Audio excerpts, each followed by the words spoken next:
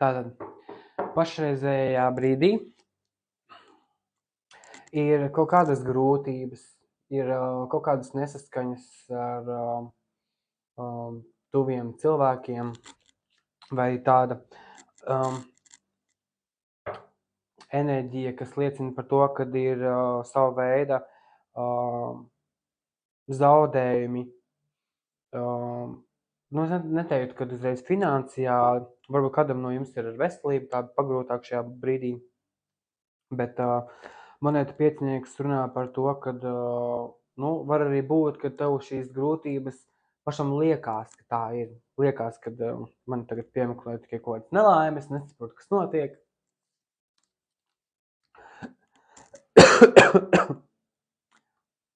Varētu būt kāds strīds ar kādu sievieti, strīds saistībā par emocijām, par,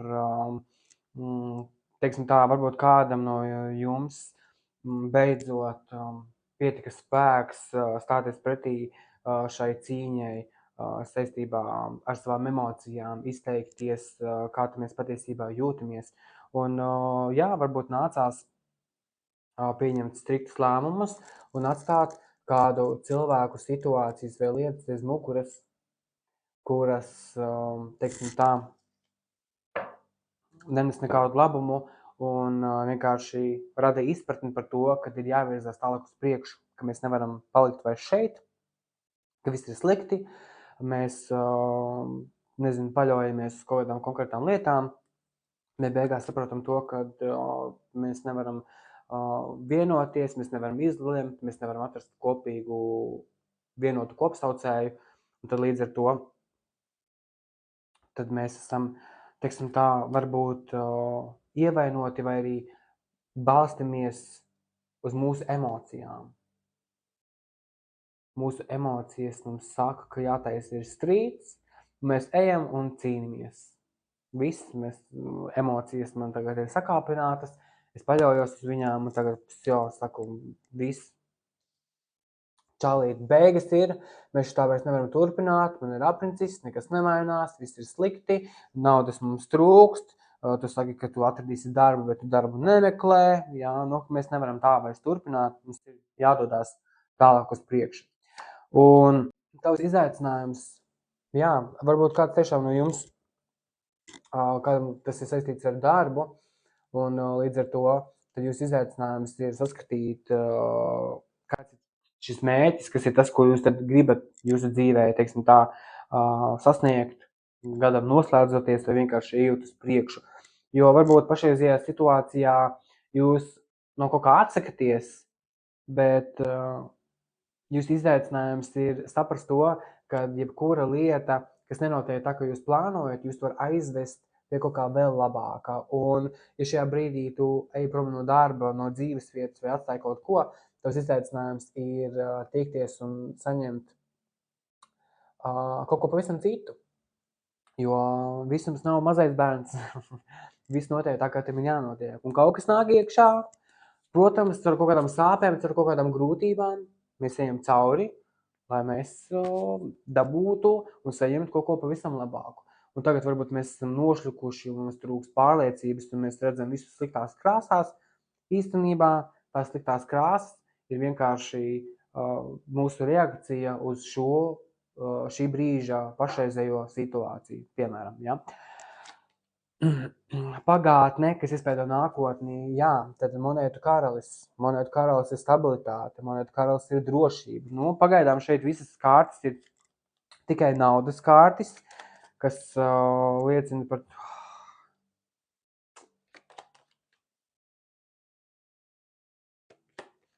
vēži mīļiem.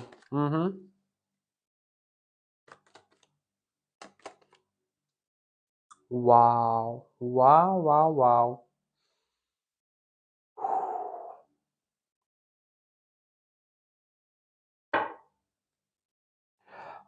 Šeit es uzreiz saku, ka noteikti šis ir darba jautājums, un šis ir arī jautājums, teiksim tā, nevis jautājums, labi, Pagātnes pozīcijā nākas no kaut kā aiziet, nākas apsvērt vairākas lietas jūsu dzīvē, nākas saprast, kas ir tas, kas jums ir noderīgs un kas jums vairs nedara. Un līdz ar to jūs pagātnē jau esat atstājuši kaut ko aiz muguras, un jums ir šī apzināšanās, ka jūs ejiet uz priekšu ar pārliecību, ar skaidru, varbūt neskaidru, ne tik skaidru, kā man liekas, redzējumu, kas tad mūs tur sagaida tālāk, pieņemot šo rīcību, bet tavās vēlmēs un cerībās ir, kad beigsies šis murgs, kad beigsies šīs skumjas, kad beigsies šīs vilšanās, jo te ir kaut kāds mentāls bloks virsū, jo bailēs ir zobenu desmitnieks, un šīs divas kārtas vienmēr ir ļoti saistītas cerības ar vēlmēm. Un šeit, kā jūs redzat, ir abi divi zobenu kārtis, zobenu devītnieks un zobenu desmitnieks, un tā ir pārēja no 9 uz 10. Tātad no esošā momenta ir bailes kaut ko atlaist, ir bailes no kaut kā atbrīvoties, ir bailes kaut kam pielikt punktu. Un, jo pagātnē mēs ejam prom no šīs apzināšanās, ka šī situācija mums vairs nedara, bet mēs to joprojām esam tajā enerģijā, ka mēs nespējam aizmirst, mēs nespējam atlaist. Vai nu mēs ļoti daudz domājam par šo cilvēku, ar kuru viss beidzās, vai mēs domājam par šo darbu, no kuru es aizgāju, vai mēs domājam, teiksim tā, ir pašreizējā situācija, kurā ir norisinās kaut kādas lietas, un tu saproti to, ka šādi vairs nevar turpināt, kad jāiet ir uz priekšu, kad jāuzņemās atbildība par saviem darbiem, jāuzņemās atbildība par saviem vārdiem, jāuzņemās atbildība par ģimeni, teiksim tā, finansiāli, labklājības ziņā. Un, ja tu esi aizgājis prom no šī darba vai no šī cilvēka, vai tu plāno to darīt, ja mēs tomēr runājam par nākotni, tad pašreizajā brīdī tu izvēlies iet prom no šiem konfliktiem, tu izvēlies uzgriezt muguru un doties uz otru krastu, tu vēlies doties projām, tu vēlies nepalikt šajā situācijā, šajā darbā, šajās attiecībās. Un tu uztraucies par to, vai tas būs pareizais lēmums, vai tas būs pareizā izvēle. Ko man darīt, kā man rīkoties? Mums taču ir viss labi, mums ir stabilitāte, bet kāpēc es gribu šīs pārmaiņas, kāpēc man ir vajadzīga šī virziena maiņa? Un gala iznākumā ir monētu desmitnieks, un monētu desmitnieks ir stabilitāte, drošība, ģimene, atbalsts, finansiāla labklājība. Un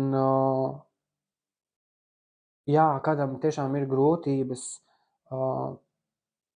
aiziet no attiecībām vai no darba, kurā viss it kā liekas labi, bet iekšēji jūs saprotat to, ka tas tiešām varbūt nav tas, ko jūs vēlaties, un jo ir tikai vilšanās, ciešanas, skumjas, sāpes, un tas viss ir tādā mentālā līmenī, ka jūs domājat un cenšaties un mēģināt to visu uzturēt, bet jūs saprotat, ka jūs to nevarat izdarīt. Ārējos faktoros mums ir zobenu bruņinieks. Zobenu bruņinieks rīkojās pārgalvīgi, viņš skrien, dara, metās iekšā cīņā, viņiem ir vienalga, kas stājās viņa ceļā. Līdz ar to, ka varētu būt, kad šis darbs vai šis cilvēks konkrētais mēģinās izdarīt pilnīgi visu, lai jūs paliekat esošajā situācijā, lai jūs nemainat darbu, lai jūs neaiziet prom no attiecībām, lai jūs nedarat to, lai jūs nedarat šito, jo ir kaut kas, ko jūs saprotat, kad ir beigas klāt, ka nevar tā turpināt, ka kaut kam ir jāmainās. Un ir bail zaudēt stabilitāti, ir bail zaudēt resursus, ir bail zaudēt ģimeni, ir bail zaudēt varbūt svarīgus cilvēkus, bērnus varbūt, ja. Varbūt bērnu dēļ kāds ir kopā un grūtības ir. Tā kā torčna pēdējā pilīte šim visam ir pienākusi un ļoti tuvu nākotne ir imperators. Un imperators ir valdonīgs. Imperatoram ir disciplīna, viņam ir vara, viņam ir teikšana. Un šeit divi varianti. Vai nu tu saglabā savu teikšanu un saprotu to, ka šādi vairs nevar turpināt, es eju un mainu esošo situāciju un zinu to, ka man tur gaida kaut kas labāks. Jā? Vai arī es palieku turpat, kur esmu, neko nemainu, samierinos, es taču neko neesmu pelnījis, es taču neko nevaru, man nekas nesanāks, es neko nevaru izdarīt.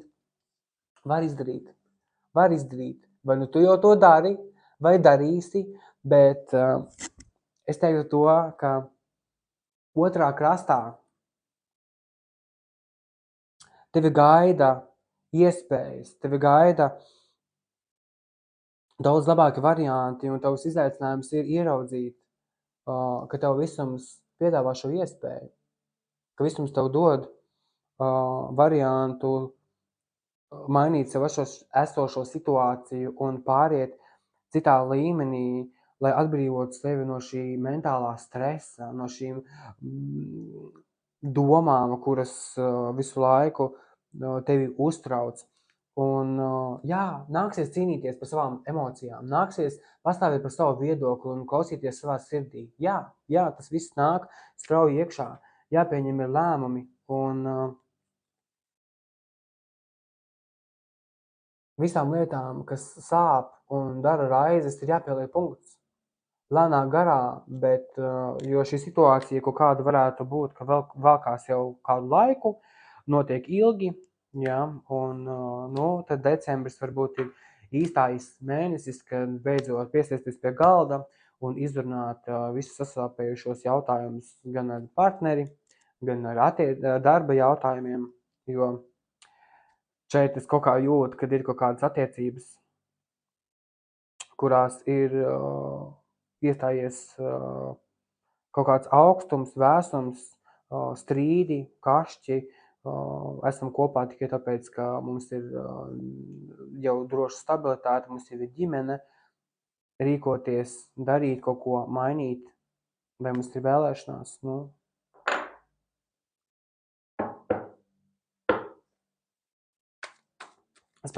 man tepat nav šeit ko skatīties vairāk. Es pilnīgi visu pateicu. Pilnīgi, absolūti, pilnīgi visu pateicu.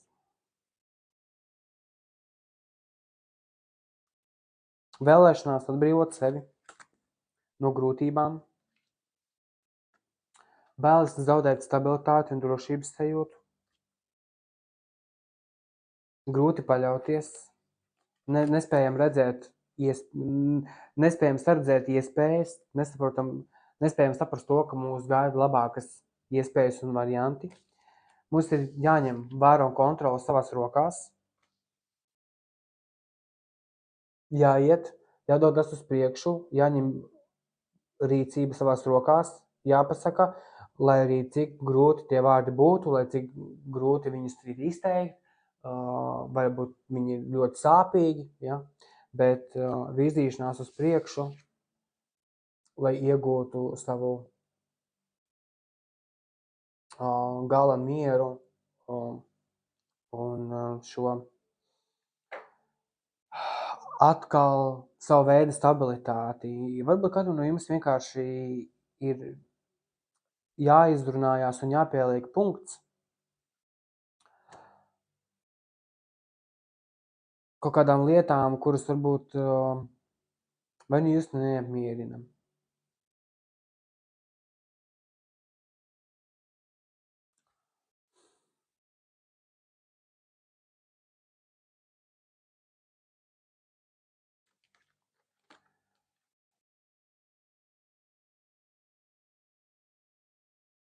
Lūgt pēc palīdzības, sniegt atbalstu, atklāt, kā jūties, izbeigt konfliktu. Kāds ir ļoti ietiepīgs, kāds ir stūrgalvīgs, kāds negrib piekāpties, kādam ir savas viedoklis, sava teikšana, nepakam nedosies pakļauties otra cilvēka viedoklim, jo šeit, jā, varbūt ir cieša saikne ar ģimeni, varbūt kādam šeit ir ar vīrišķo dzimtas pārstāvi kaut kādas problēmas, nevar sadalīt kaut kādu mantu, nevar sadalīt kaut kādus resursus. Un, jā. Noteikti Vēžiem būs ko darīt decembrī.